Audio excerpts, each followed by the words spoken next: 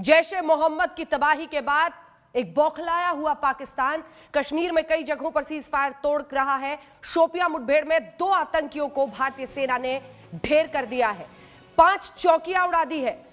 और थोड़ी ही देर पहले की यह खबर है जब शोपियां में उसी जैश के 2 आतंकी फिर से मारे गए, जिसकी तबाही पर पाकिस्तान के होश उड़े हुए हैं। बम गिरे जैश ए मोहम्मद के ठिकानों पर और मातम है पाकिस्तान में। सुबह से आतंकियों के अलग अलग ठिकानों पर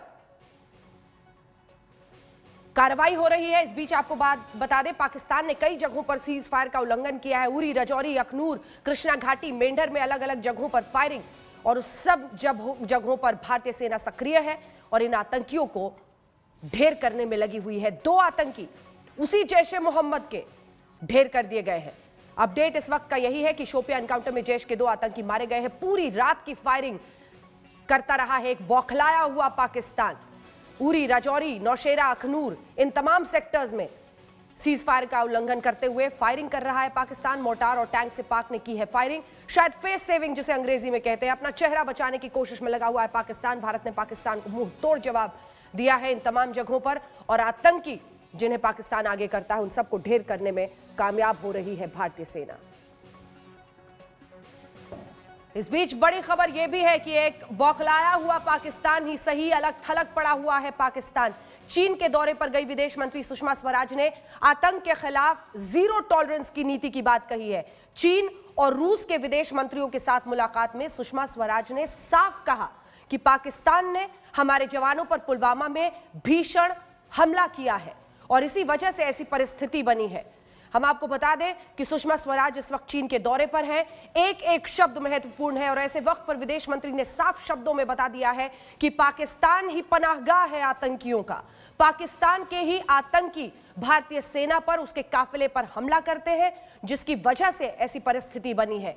चीन के दौरे पर है और याद रखिए, चीन पूरे परिदृश्य में एक पड़ोसी के रूप में इस वक्त बेहद अहम है, क्योंकि पाकिस्तान एक तरफ ऐसे खेल खेल रहा है। चीन ने अब तक कई तरीकों से पाकिस्तान का साथ दिया है, लेकिन इस बार अलग थलग पड़ रहा है चीन। पाकिस्तान आतंक के मुद्दे पर आइए आपको जरा सुना देते हैं सुषमा स्वराज ने वहां पर क्या कहा है। We are aware of the recent dastardly terrorist attack on our security forces in Pulwama, Jammu and Kashmir, perpetrated by Jaish-e-Mohammed, a Pakistan-based and supported terrorist organization proscribed by the United Nations and other countries. We lost more than 40 personnel from our Central Reserve Police Force, while several others are injured seriously. Such dastardly terrorist attacks are a grim reminder for the need for all the countries to show zero tolerance to terrorism and take decisive actions against it. Following the Pulwama terrorist attack, instead of taking seriously the calls by international community to act against Jaish-e-Mohammed and other terror groups based in Pakistan, Pakistan denied any knowledge of the attack and outrightly dismissed claims by Jaish-e-Mohammed. शब्द साफ है, शब्द स्पष्ट है, पाकिस्तान कटघरे में है और अब अंतर्राष्ट्रीय मंच पर भी लगातार कोशिशें तेज हो रही हैं उसे अलग थलग करने की। इसी पर बात करेंगे। Major general retired AK Siwach साहब हमारे साथ जुड़ गए हैं। गीता मोहन हमारी सहयोगी हमारे साथ जुड़ रही है। गीता, लगातार हमने देखा है तमाम देशों के डिप्लोमैट्स को हमारे एयर स्ट्राइक्स के बारे में जानकारी से लेकर चीन बहुत महत्वपूर्ण है, जिसने अभी तक आतंकवाद के मुद्दे पर हमेशा एक झुकाव पाकिस्तान के मुद्दे की तरफ दिखाया है। उस चीन में जाकर विदेश मंत्री का यह बयान, क्या असर हो सकता है इसका?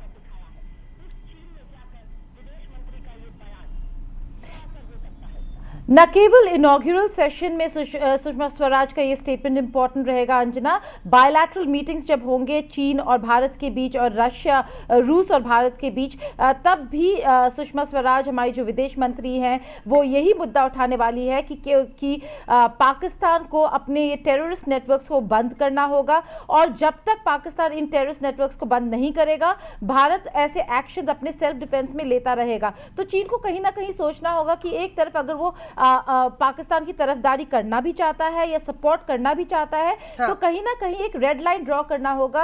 आतंकवाद का सपोर्ट नहीं कर सकता चीन, और अगर ये कोऑपरेशन और RIC को एक सक्सेस होना है तो चीन, रूस और भारत तीनों देशों को साथ मिलकर एटलीस्ट आतंकवाद के खिलाफ पाकिस्तान के अगेंस्ट मुहिम चलाना होगा। बिल्कुल, ये महत्वपूर्ण होगा। अगर रूस और चीन का साथ ऐसे वक्त पर मिल गया जहां साफ साफ विदेश मंत्री ने बताया है कि कैसे उनके आतंकियों ने, जैश ए मोहम्मद जो पाकिस्तान में है, उन्हीं आतंकियों ने हमारे सीआरपीएफ के 40 जवानों की जान ले ली। आइए आपको वापस शोपियां एनकाउंटर पर लिए चलते हैं। हम सुनाएंगे आपको ट्रंप एडमिनिस्ट्रेशन ने पहले क्या कहा था, ट्रंप प्रशासन ने, और अब क्या कह रहा है। लेकिन इससे पहले ये बड़ी खबर इस वक्त की, जम्मू कश्मीर में शोपियां मुठभेड़ में 2 आतंकी ढेर हुए। अशरफ वानी हमारे सहयोगी हमारे साथ इस वक्त जुड़ रहे हैं, और ये दोनों आतंकी अशरफ जैश के ही हैं। वही जैश जो पाकिस्तान से चल रहा है, वही जैश जिसका बालाकोट में हमने कैंप बर्बाद किया, वही जैश जिसने सीआरपीएफ पर हमला किया।